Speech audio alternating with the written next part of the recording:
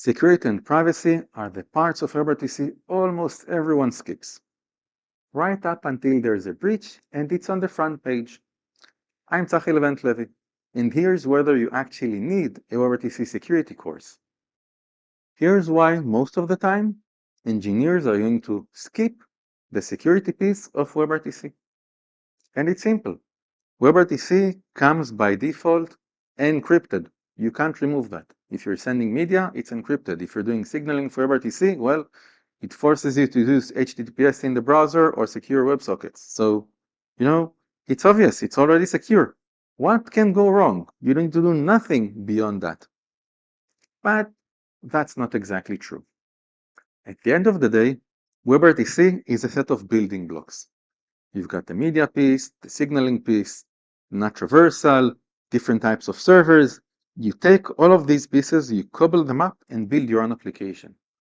So while WebRTC itself might be very secure, your security is as secure as your weakest link. So everything that you built on top of it might fail and break. It might be something in your signaling, like auto answer when you shouldn't. Okay, or it might be the way you've configured the turn server, or something you've done in the SFU, or whatever JavaScript piece that you've placed in the application logic itself. So things break with WebRTC, and that's because you've missed something in the application and you forgot some of the things that you need to do to maintain security and privacy. When do you need to actually look at security in WebRTC? If your application touches real people. Not only for regulated industries like governments and healthcare or education, but everything. If you have people in there and they need to communicate with each other or with bots today, you need to maintain and build the security for your application properly.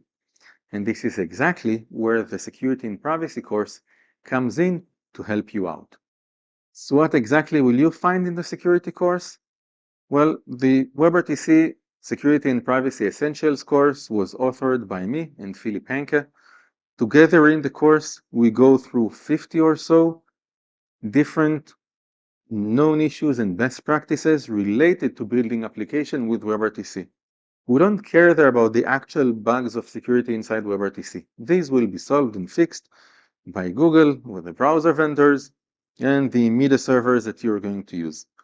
It's the stitch or the line that sits between what you're using in your application logic is where we sit, and we've built it in a way that we treat the UI, the client, signaling, media paths, not traversal, and different aspects of the application. So you can go one by one and check marks, go through that and make sure that your application is as secure as you can be.